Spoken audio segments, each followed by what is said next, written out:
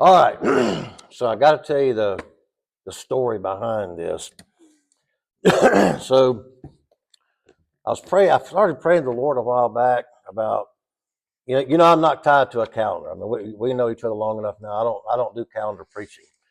So I said, Lord, if you want me to say something on Mother's Day or do a Mother's Day sermon, speak. Well, I never heard nothing. I probably wasn't listening. So I'm continuing on with action. Because Paul's done with his sermon, which is going to be really cool. Because now we're coming to the response. But we're not going to do that today. So anyway, I'm like, I haven't heard nothing from you, so I'm just going to keep rolling.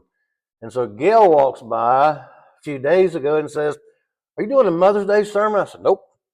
She said, "That's okay. We don't need a day of special recognition anyway." So I did a 180. I said, "Okay, well, now I hear you. Yep, there's your sign." So this is how this come about. So I had to turn around, and I pretty much stayed up all night that night and a couple nights afterwards, but it's okay. I mean, so the Lord probably did say something. I just wasn't listening. So he had to vocalize that to me through her. So this sermon, so the sermons, I never complete because they just keep going and going and going. So I'm going to try my best to complete this one, which will be a record if I do. But so we're looking at Proverbs 31. This is a very, very famous psalm, and it has to deal with women, obviously. So this psalm contains a description of a first-class female. And many times when women read this, they get a little discouraged because they think the standard is way too high. Like, who can live up to that? But to understand this, you really got to look at the very first verse in this proverb. And it says this, the sayings of King, click, there we go. So the words of King Lemuel. Now in the Hebrew, remember Hebrew doesn't read left to right, it reads right to left. So it's Lemuel. Lemuel is his name.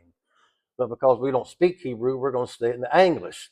Lemuel. So the words of King Lemuel, the oracle, which his mother taught him. So while many of the Proverbs were written by Solomon, we really don't have a clue from Bible history who Lemuel is. We just don't know. There's a lot of theories, but they're just theories. But based on this passage attributed to Lemuel, we know that Lemuel was a king. We know that his mother taught him some very important lessons. We know that. And he wrote some poetry. So we know that. His name, by the way, means devoted to God. Lemuel, it means devoted to God, or it means belonging to God. So that's what we know about him. Other than that, we don't know a whole lot more about Lemuel. So this is something that his mother taught him. This is something that mom taught him when it come down to selecting the right woman. So this is this is a mother's opinion of the kind of woman that her son should look for. Because many times mothers don't think that that the girls their sons marry are good enough, right? I mean, even my mom was she's like, this is before she met her, she's like, what? I said, well, we met over the phone. I was in Graceville. She was in Lakeland. She's like, I don't know about that. But then history changed and Mama met her and the rest is history. So she loved her as one of her own. But moms typically feel that way. This girl may not be good enough for my son. So this woman that's being described here, she's a hypothetical woman. So keep that in mind, not an actual one. So this is a female personification of wisdom that Lemuel learned from his mother. So again, these are all his mother's teachings, and you commend him. You commend his mother for instructing him on the kind of woman that he really needs to find and he needs to marry. So remember, Jewish parents they used the book of Proverbs to teach their children many valuable lessons, especially when it came down to the boys. And one of the lessons that they taught was how to select the right woman. Proverbs, when you read through Proverbs, there's a lot of information about the wrong woman, about what to look for in not choosing a mate. But then there are a lot of proverbs that say this is what you should look for in choosing the appropriate mate. So Solomon wrote, we're going to go through this real quick. Go to the next one. So he wrote a few, and these are just a few. It says, he who finds a wife finds a good thing in Proverbs 18:22. In 12:4, it says, a wife of noble character is her husband's crown, but a disgraceful wife is like decay in his bones. And then here comes the hopeful truth in verse 14 of chapter 19. Houses and wealth are inherited from parents, but a prudent wife is from the Lord. And that's kind of a key thing there. So all through this book of wisdom and Proverbs, there's this instruction all through this book of the kind of woman to avoid, and then the kind of woman to pick, the kind of woman, the characteristics that you should look for in a wife. And so again, this is what his mom told him. Now, we don't know her name. We just know that this was his mom. So one of the best places to look for the characteristics of a woman of God is found right here. So this is not organized thematically, the message today, but we're going to jump around a little bit to consider it. But verses 10 through 31, by the way, it forms an acrostic in the Hebrew. So the first letter of these 22 verses, each of those first letters forms the Hebrew alphabet. But keep in mind that the English Bible, the alphabetical structure is lost. So if you start looking at this, you say there's a lot of S's in there. That's not the original translation. In the original translation, the Hebrew translation, those first 22 verses, the first letter of each of those verses form the Hebrew alphabet. And that was probably done to help them memorize things. Probably done to help them learn other things from this book of wisdom. But so what do we learn from the Proverbs 31 woman? And I got a few things here. But the first thing we learn is that she excels in many areas. But one of the areas we look at is that she excels in relationships. And there are four different relationships that we'll go through. But as you read through these verses, you discover that the Proverbs 31 woman, she's not a one-dimensional person. She's not one-dimensional. She lives a multifaceted life. She does many, many things. So she excels in relationships, and I say there are four that I want to look at. The first relationship that she excels in is as a wife. So look at this. A wife of noble character, who can find? She is worth far more than rubies. She's valuable. Her husband has full confidence in her and lacks nothing of value. She brings him good and not harm all the days of her life. Her husband is respected at the city gate, where he takes his seat among the elders of the land. Her husband also praises her. So notice this relationship that the Proverbs 30 woman excels in. She excels in the relationship of a wife. Now, some Proverbs 31 women are single. It's applicable to all women, just throwing that out there. But he says here that, a wife of noble character, who can find? She's worth more than rubies. She's worth a lot of money. She's worth more than money. She's even worth more than diamonds. So you ain't got to worry about buying a diamond. Your wife is the diamond. Right? Yes. Thank you for that. Because she's worth that. She's worth more than that. And so he says she's more precious than rubies or gold or silver or precious stones. But next it says her husband, she brings him good and not harm. One of the things, and this goes both ways, I know, but one of the things a wife can do is really build up her husband. Or she can tear him down, right? So the Proverbs 31 woman is going to be a woman who builds him up. She brings him good. And because of that, it says he's respected at the gate. But also notice it says this, that because she's that way, her husband compliments her and praises her. So when I read that, I thought, do I do that enough? I'm not looking at you. Do you do that enough? Do you compliment and praise? Because listen, when we first got married, that happened a lot, right? Right, men? I mean, I used to, when I'd be at school, on the way home from school, I'd pick up flowers and I'd just leave them on the table as a surprise and find them. You don't do that no more either? Yeah, me either. He said, he just don't do that. But it used to be like that. But if you're wanting a good Proverbs 31 woman wife, then we should compliment and praise. Not just on Mother's Day, right? Everybody already said Happy Mother's Day. Communication here is the key. And I know that most men are communicationally challenged, right? Are you able to communicate with your wife? Just move on. So, so one of the great things that a husband can say is, I love you, I trust you, I'm happy you're my wife. Communication. Is that going good with y'all? Well, we'll keep moving. All right, I got a lot of stuff here.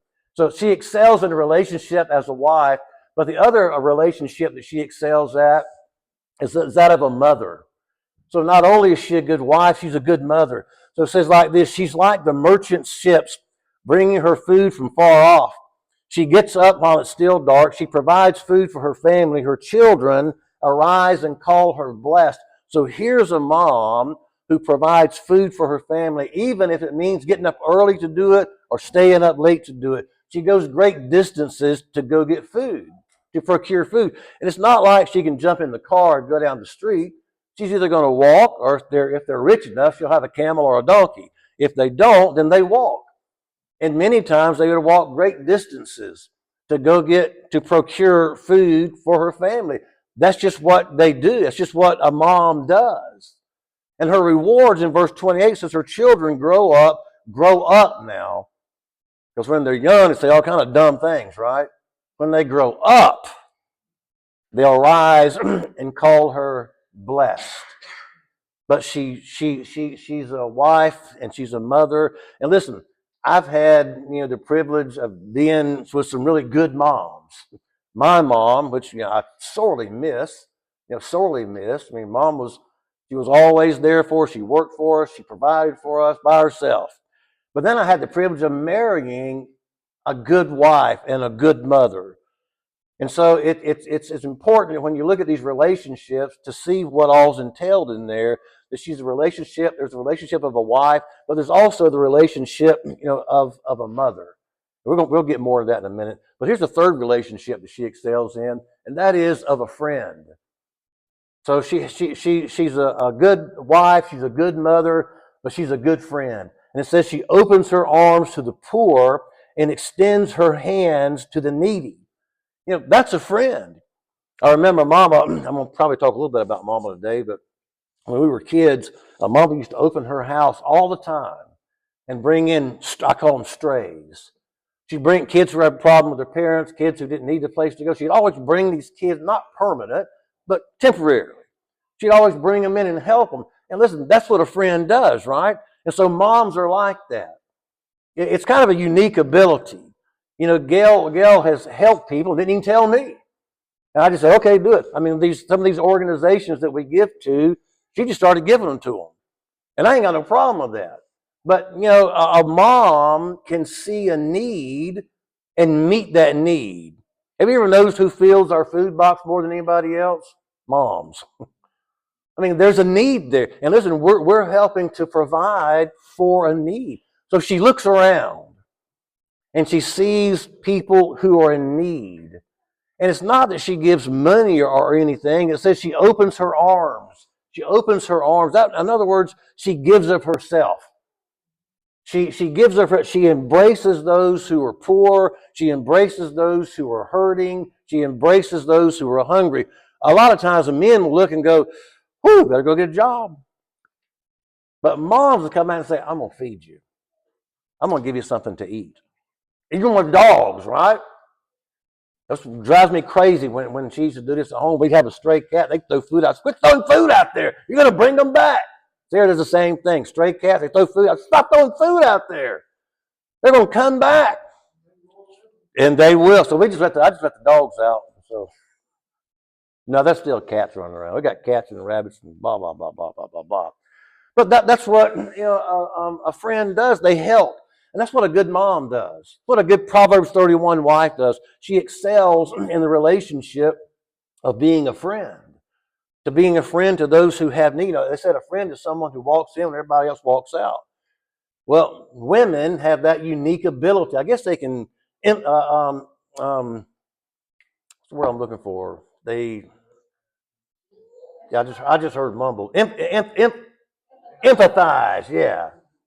Oh, we got to move on. I got a lot to say here. Here's a fourth relationship she excels at, and that is of a worker. Now look at this. She selects wool and flax and works eager with her hands and portions for her servant girl. She hands out portions. She considers a field and buys it. Out of her earnings, she plants a vineyard. She sets about her work vigorously. Her arms are strong for the task. She sees that her trading is profitable and her lamp does not go out at night. She makes linen garments and sells them and supplies the merchants with sashes. So listen, notice here her commercial and her entrepreneurial endeavors in which this mom is engaged. So it's interesting, there are 6 verses here in this section that refer to her business acumen, that she's very savvy. She makes sound judgments in specific areas like politics or business. You can describe as being sharp. So let's see here what she can do. She's able to purchase raw material. She gives assignments to her servant girls. She's in the real estate business. She in the commercial agricultural business. She looks at a field and she gives it a fair market appraisal and she buys it. So she's got some capital here. So she considers a field and she buys it. So she's got to have capital, but she's also got other investments because it says out of her earnings, out of the money that she's earned, she plants a vineyard. So you talk about, a business venture, an entrepreneurial woman. This is her. She's diligent. She's a diligent worker. She makes a profit even if she's got to work at night. She's hard at it. And I'll go back to my mom again because I almost say good things about her because I miss her. But when we were little, she raised 3 kids by herself and she worked 2 jobs. She used to drive something called a Pinky Dinky truck. I have no idea what that was. I just remember it was called Pinky Dinky truck. And she'd drive around, I'd ride around with her. But she also worked at a meat packing plant where she would let me go. And they'd let me hang out. And that's where I'd go to the slaughterhouse and kill the hogs and the cows and blah, blah, blah, blah, blah, blah, blah. But she worked. And so this is one of the things that you see about the Proverbs 31 woman. She's diligent. And you have to. And, a long time ago, I didn't really think working at home was no big deal until I got having to start do some of that stuff. And now I think it's the ultimate job, working. But that's what you find about a Proverbs 31 woman. And, Gail does the same. Sarah's even got that habit now, that she's out there doing things. And so now again, this is the hypothetical woman that Lemuel's mom said, this is the kind of woman you need to look for, right? Right. So look at what she does with her flax and wool that she bought in verse 13. She makes garments and she sells them to the merchants. So she's in the wholesale tapestry business, if you will. She's the brilliant CEO of her own family of companies, yet she's got time to be a good mom and a good wife. So she's busy. She's busy working for her family. She's busy making sure her family's got what they need, but she's still got time. She takes time. She makes time to be a good mom and a good wife. Today, we've got babysitters, right? And, back in the day, it used to be the TV. They'd sit them down in front of the TV, and they'd go off and do their own thing, and then when it's time to go to bed, they'd give them a little more TV and send them on to bed, right? So the TV is really not the babysitter today anymore. Not so much. Now the babysitter is what? Do you know? Yeah, I got the small tablet. So I've been reading a lot about this, and they're really saying this is really a bad, bad, bad thing to let your young ones have. I mean, it strips them of a lot of skills. But they throw those things out there so they don't have to fool with them. But the Proverbs 31 mom, she's going to make the time and be there for her kids. I love you every day, every night. She's going to be a good wife. She's going to be a good mom. And that's just what the Proverbs 31 woman is all about. This woman stayed busy. She worked all the time, but she was still a good mom and she was still a good wife. And that just entails this. Every night, no matter how much of a brat they've been all day, you still tell them what? I love you. Hey, you messed up today. I had to whoop that tail today, but listen, I still love you. Right? You still tell them that. And Mom used to say that to me. I had to whip your butt with a switch, but I still love you. I never understood that. I'm like, this is the meanest thing this woman could do to me is whoop my tail with a switch. But after I got older, I realized that's why she did it. She wanted me to learn. She wanted me to learn the lesson.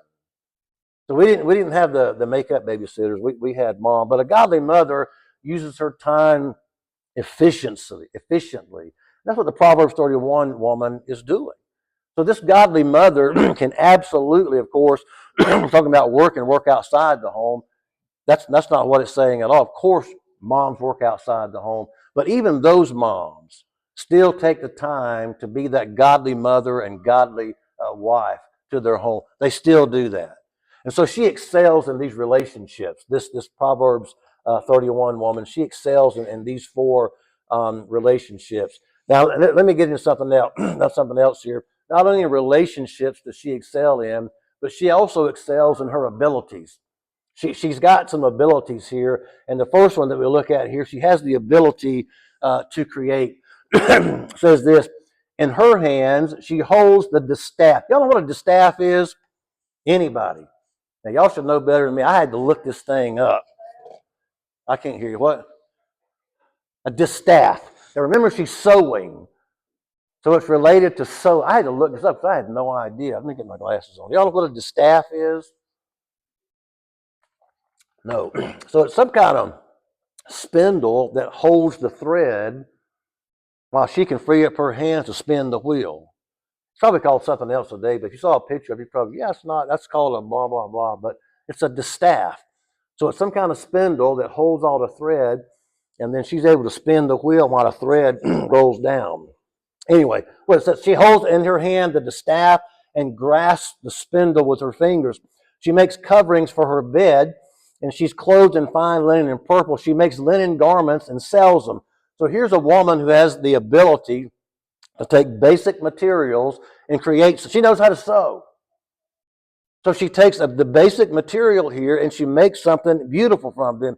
She begins with the raw material of flax and wool, and she grabs the distaff and the spinning wheel, and she makes her thread. She takes that thread, begins to weave garments together, and then from the garments come these clothes, come these blankets, come all this kind of stuff. And she takes those and she gives them to her family to stay warm with, but she also says she goes and sells them to the merchants. So she's got a business head. So she knows how to create. She knows how to make something. Does that make sense? And so Lemuel's mom is saying, this is the kind of woman that I want you to look for, son. This is the kind of woman that you need. That she entails some of these qualities, if not all of them. Okay, mom's standard is pretty high, right? But she makes these clothes and she fashions this material into all these different garments. I mean, this is the woman's woman. That's Lemuel's mom's opinion of what that he should be looking for. But this really describes still a lot of women today. She sells her product. This is how she makes her money. This is how she goes out and she buys a field. She's a businesswoman. She knows how to create. And listen, women have the unique ability to create. I've never seen anything like it. I thought I did. But they can come up with some wild stuff that works. And now it used to be, I used to put everything together and I felt, manly, and now I don't have to do that no more. Now she does it all. I'm like, cool, do it. Go ahead. But, she's come up with some inventive ways to put stuff together. Oh, I got to hurry. So I got to finish this sermon. Here's a second ability. They know how to plan ahead. She's a planner. And sometimes I thought I excelled at this. But the Proverbs 31 woman, she knows how to plan ahead. It says when it snows, she has no fear for her household. She's not afraid. She's ready. For all of them are clothed in scarlet. It says she watches over the affairs of her household and does not eat the bread of idleness. She plans ahead. The weather doesn't catch her by surprise. I mean, she knows the snow's coming, so now's the time to make warm clothes for my family. She plans ahead. She's not idle. She's not lazy, in other words. So there are a number of references in this chapter to thinking about the future. What's going to happen in the future? And she's got that unique ability to think about what's coming. Y'all's wives like that? I know y'all like that, right? Y'all plan ahead, you think ahead? Sure you do. You do it more than I do anyway. Sometimes I don't think ahead, I think for the moment. But again, she knows the cold's coming. I got to make the clothes now. She schedules her work. She's not idle. She stays busy. Even up here, she stays busy. And sometimes, while I was reading this, I wondered, do I give enough credit for all these things? Do y'all give enough credit for these things that your wife is and does? It's hard to answer that, isn't it? So she's not late. She gets up early in the morning. She stays up late at night. She thinks ahead of time about what needs to be done. She's a planner. She's an organizer. She anticipates things. She understands the consequences of arranging ahead of time. These are managerial skills. They're highly sought after. From your wife. Can you believe that? I can. I mean, when you live that, you experience that, right? So she doesn't eat the bread of idleness. So there's more good to them than saying, go wash the clothes, girl, fix me some dinner. There's more to it than that. I see you pointing your finger over there. I'm not even going to say nothing. The old proverb, the idle hands of the devil's workshop. But the Proverbs 31 woman is busy doing the right things at the right time. She plans her life. She plans what's going to happen with her family. They're always planning things. The other day I'm like, I'm going to go grab some junk out of the freezer. We're going to eat this. She said, well, we can't eat that because you got to have this, this, and that. And I'm like, why you got to worry about all that? Let me throw this meat on the grill and I'll throw some shrimp in there. We'll eat. Can't do that. I'm like, why not? I'm going to cook it anyway. But she had to go get more stuff because you got to plan. I don't plan if we want to eat meat. We're just going to eat meat, right? I'll throw some A1 on it and be done with it. Oh, we got to hurry. I got to finish the sermon. Here's a third thing. She excels in her character. So not only does she have the abilities, those characteristics of a Proverbs 31 woman, not only does she have the ability to excel in all these other abilities, but she's got the ability, or she excels in her character. And I think this is pretty important. Relationships, and remember, they're based on other people and a person's abilities to do what they can do. But when you look below the surface, you can discover a lot about a person when you examine their character. And so this Proverbs 31 woman, on the outside, it says she's clothed with strength and dignity. And you can always tell somebody's character by what they look like in the dark. That's an old saying. That's older than I am, right? I was going to say something else, but you get it. You can always tell somebody's character by what they look like in the dark. But there are three things here I want to show you about the character of this Proverbs 31 woman. And first of all, again, it's the outward character. She's clothed, it says, with strength and dignity. So when you look at this woman, you know something about her, you notice something about her outward appearance. And the first thing that you notice here is that she's clothed, it says, with strength and dignity. So this represents a woman of faith. A woman who is confident, who is honorable, who is prepared for the future without fear. This verse really highlights a woman's inner character, her strength, her resilience, her self-respect, her outward appearance. So it talks a lot about that. And this trait refers to being equipped by God to handle life's difficulties with grace, with confidence, with honor. So it emphasizes being clothed with strength and dignity. It emphasizes that true worth, it comes from fearing or revering, if you will, the Lord, rather than relying on charm or fleeting beauty. And listen, that means the strength and dignity are so natural, she wears them like a fitting garment. It's just natural. And when you look at her, you see those qualities. They may begin on the inside, but they come on the outside. Kind of like from out of the overflow of the heart, the mouth speaks. So it may begin in here, but you see it on the outside. And so when you look at this Proverbs 31 woman, you begin to see her character on the outside. So when it speaks about strength here, it's not talking about physical strength. It's talking about the woman's strength of character, to maintain her moral purity, to maintain her strength, to stand up under the stress of life, to stand up under the demands of life. She's strong. You know what I mean by that? They're strong. Our wives and our moms, we've seen are strong women. They don't collapse very easily, right?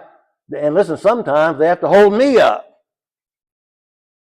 And that's happened with me a lot, that either my mom or my wife has held me up when I began to collapse. Not physically, but you get what I mean. Strength. It's talking about her resolve to stand up. Sometimes we've looked at, or I was looking at rather, the pioneer women who made the westward, when the westward expansion was going on. I was looking at some of these women. Go to the next one. Women such as, y'all know who the Indian woman is? Sacagawea. Very good. Look at that. Yeah. But you look at women like Sacagawea, Julia Archibald Holmes. I mean, these were some of the women who, and more, who were part of the westward expansion, and they would often walk alongside these wagons. They walked 2,400 miles, and most of these women would walk to give the ox a break. But very, very famous women in this westward expansion, which was kind of interesting. Many diaries from the Oregon Trail detailed crucial roles these women played in survival. And I read some about Isabel Bird, Calamity Jane, Sacagawea, the only woman in the Lewis and Clark expedition. You know, she provided invaluable language skills and cultural navigation. She was of the Shoshone tribe. She's a Shoshone interpreter. But you look at some of these women, you look on, go to the next one, you look on their faces, you know, the resolve they have. These women worked. They didn't just change, and they had 7, 8 kids, sometimes 12. I'm thinking, my Lord, why would you want so many young'uns? But they did that so they could help out on the farm. They were workers. They got in and they dug in. They got their hands dirty. And you look, you know, and this is an actual picture. You look at some of on their face, just the resolve these women had. You know, they were hard at it. I remember Mama telling me that when they were kids, they picked cotton in my granddad's cotton field. They had to do it. That was required. He had 8 girls. 8. There were no brothers, 8 girls. And every one of them out there in that cotton field picking cotton. That's where I learned the song, picking up pawpaws, putting them in the basket, way down yonder in the cotton and the pawpaw patch. Y'all remember that song? No? Picking up cotton, putting it in the basket, way down yonder in the pawpaw patch. Anyway. So you see some of these photographs and you see on their faces, you know, listen, these women helped clear forests, they helped build homes, they helped cook meals, even while having all these young'uns. And so think about how these men would have made it without their wives. Seriously. I mean, I'm the same way. I couldn't make it. Gail has to get me dressed, and when I'm not coordinated, she didn't get me dressed. I got myself dressed this morning, but that's black and gray. You can't miss on that. But I mean, these guys wouldn't have survived. That's what it means. She's clothed with strength and dignity. Dignity comes from our word that means worthy. It means worthy. So it's a picture of a woman who holds her head high, whatever the circumstances are. She's able to hold her head. She's graceful. In other words, she's graceful in all that she does and graceful in all that she speaks. So this Proverbs 31 woman has a kind of outward demeanor that really reflects confidence and assurance. People would say she's a first-class lady, this Proverbs 31 woman. So not only is her character seen on the outside, go to the next one, it's seen on the inside. Look at this. She can laugh at the days to come. She speaks with wisdom, and faithful instruction is on her tongue. I like that. I think that's a great picture of the Proverbs 31 woman, that she's able to laugh. She has a cheerful personality. She has a sense of humor. And I like that. After all that work, after all that crazy stuff, she has a sense of humor. I think that's important. Let me add this side note, because a lot of people have undergone a humor bypass operation. I mean, that's my pet peeve. I can't. Rakes on my nerve. How you doing? What? They never smile. They always look like they've sucked 5 lemons. I mean, that's not the way we should be. I'm speaking to men and women. But she's able to laugh. She's got a sense of humor. She can find humor even in the bad things, right? And she knows how to laugh. She knows how to laugh it off and move on. Stay away from the lemon tree, by the way. Some people just have no sense of humor, right? But here's a woman who has a very positive, cheerful outlook on life. She can laugh. She can hope. Because it says there, she can laugh at the days to come. That means she's got hope. It's going to get brighter. It's going to get better. Things are going to change. She's got to remind me of that sometimes. This too shall pass. Things are going to get better. We have to do that to each other, but she has to do that to me more than I have to do it to her. It's going to be okay. We'll make it through this. The end of the world. It's not the end of the world. It's going to be okay. So she has to bring me back down to earth. Since she speaks with wisdom. Listen, some of the greatest teachers in the history of the world have been mothers. And still are. Have been mothers. You know, God has somehow given moms a supernatural wisdom that few others have. Remember all the lessons your mom taught you? And probably the one lesson that every mom has taught every kid since day one. If you can't say something, then don't. Most of us have failed that lesson. Most of us have failed Mama's lesson. Remember the water boy Mama said? Most of us have forgot about that. Because a lot of people talk trash about a lot of people, right? You ever had this happen? You walk into a room with 3 or 4 people and they won't even look you in the eye. They all get quiet. Now, I'm like, well, I mean, you can't hide it now. I mean, say it. Don't hide it. Say it. But that was a lesson. You can't say something nice. Don't say something, nothing at all. But there's many valuable lessons that moms have taught. There's many valuable lessons that women can teach, can still teach us. Eisenhower. I found this Saturday as Gail had me working overtime. Anyway, but no, it was the Lord. The Lord was speaking through her. It was my fault. I wasn't listening. So Dwight D. Eisenhower. He was once asked, who's the greatest man you've ever met? He said, I've never met the greatest man. I know the greatest woman I've ever met. He said, that was my mom. Now listen to this. He said, the greatest person I ever met wasn't a man, it was a woman. It was my mother. So she never had much schooling, but she was wise in God's wisdom. She went to school with the greatest of all books, the Bible. Then he said, once when I was a boy, my brothers and I were playing cards with my mother. Not real playing cards because she was too straight-laced for that. I'm not sure what kind of cards they had. It wasn't real playing cards. I don't know. Anyway, he said a hand of cards were dealt, and I remember this night the mother dealt me an utterly impossible hand, and I began to complain about it. She said, boys, put your cards down. I want to tell you something, especially you, Dwight. You're playing a game in your home with your mother under loving circumstances. We all love each other here, and I've dealt you a bad hand. Now, she said, when you get out in life where they don't love you so much, you're going to be dealt many a bad hand. What are you to do? You're to pray to God. You're to trust that God, and you're to trust God, and like a man, you're to play out the hand that's dealt to you. And Eisenhower later said, this is one of the wisest things I've ever learned in my youth. Play the hand you're dealt. Thought it was kind of cool. I was looking up famous sayings from blah, blah. Anyway, that one popped up. I thought, that's pretty good. I got to hurry up. Here's a third dimension of her character. Outward, inner, but her spiritual dimension. This is probably the most important one.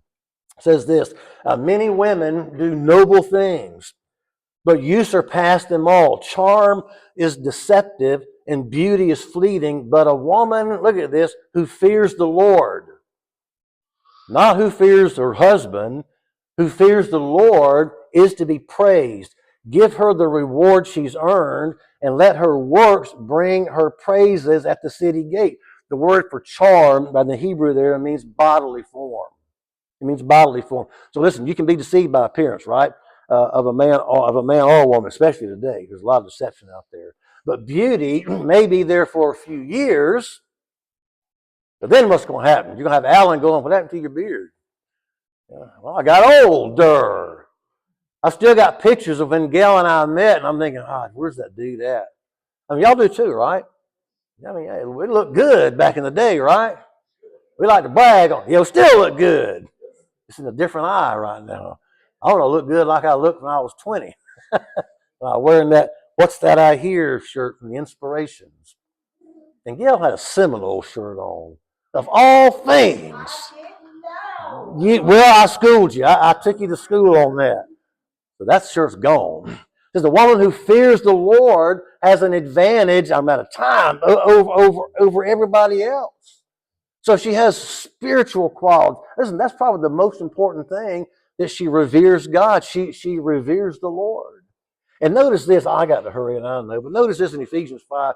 I got to finish because I can't keep going. Wives, be subject to your own husbands. Sometimes men go, yeah, you better listen to this woman. Wives, be subject to your own husband as to the Lord. The husband is the head of the wife, as Christ is the head of the church, he himself being the Savior of the body. But as the church is subject to Christ, so also the wives ought to be subject to their husbands and everything. Now, of course, that goes back down to spirituality. But remember, you're not a mat under his foot. He's not king over you. You submit to him as he what? Submits to the Lord. Now, if he's leading you to do ungodly things, then you don't need to follow that. And I've told women before, if your man's not being the spiritual leader, don't stumble over him, step over him. But here's the problem. Most men are not living up to our responsibility to be the leader of the house, the spiritual leader. Now, she's got a spiritual responsibility, but so do we. That makes sense? We've got that. And I think a lot of men have failed. Why do you think there's more women in church than there are men? I mean, seriously, why do you think? Because men have failed in their roles. So she is submissive, but not as a dog, not as, dirt under your foot. She submits to you as you submit to God. And then what you find is everything meshes together. There's no fighting and fussing about decisions, and there's none of that. You mesh together because you're both following the Lord. And this is that Proverbs 31:1. I got to stop this out of time. I'm pretty much done. But this is part of her character, part of her ability, that she reverences the Lord, her spiritual side. And moms teach children more than dads. Did you know that? Especially when it comes down to spiritual things. But we should be there as a part of that. But that's just what moms do. And thank God. And again, my mom was single. My dad, not Weird Willard, but my biological dad, he dumped us when I was a kid, baby. Mama took us to church. She done everything for us. She provided all of our spiritual needs. And at the beginning, it didn't really pay off. I was a wild person. But in the end, well, here I am. It paid off. So she's spiritual. That's just one of her qualities. That's the Proverbs 31. Where are these Proverbs 31 women at? Well, I can tell you they're sitting right here in this church. They're right here. They're right here. And we all know them. You're married to them. They're still your mom. They're still your grandma. They're still your daughters. They're still here. And most of the women live up to Lemuel's mom's expectations. So it's not too hard. It is a high standard, but it is attainable with God's help. Does that make sense? So they're right here. All right, I got to stop. I'm over time. Lord, we